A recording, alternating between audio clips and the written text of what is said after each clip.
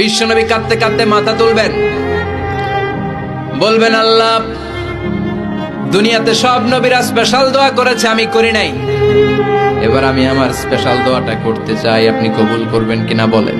আল্লাহ বলবেন, নবী কি আপনার দোয়া বলেন? বিশ্বনবী বলবেন, আমার একটা উম্মত যার অন্তরের মধ্যে যাররা পরিমাণ ঈমান আছে, একবার আপনারে আল্লাহ বলে ডেকেছে, একবার আমি বিশ্বনবীর উপর দুরূদ পড়েছে, একবার শাহাদাতের বাণী আমার যে গুনাহগার উম্মত দুনিয়ার বুকে থেকে ঘোষণা দিয়েছে, ওই একটা উম্মত যদি জান্নাতে ঢুকতে না পারে, আপনি আমারে জান্নাতে ঢুকাতে পারবেন না।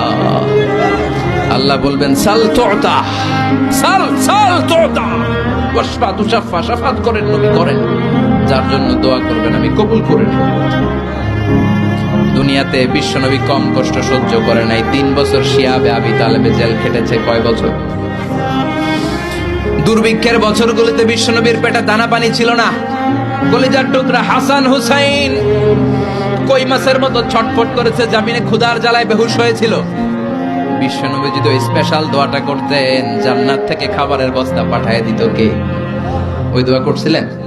জেলখানায় আল্লাহরে বলছিলেন, আল্লাহ স্পেশাল দোয়া করলাম, জেল থেকে মুক্ত করে দেন, করছিলেন?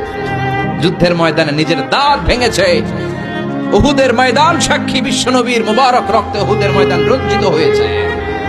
সেদিনও বিশ্বনবী ওই দোয়াটা করে নাই। চিল্লায় বলেন ঠিক কিনা? তায়েফের ময়দানে বিশ্বনবী কয়েকটা জায়গায়, 3 জায়গায় বেহুশ হলেন। বিশ্বনবীর মুবারক দেহ বেয়ে রক্ত ঝরলো। ওই কঠিন বিপদের দিনও বিশ্বনবী এই দোয়াটা করেছেন নাকি? কথা বলেন।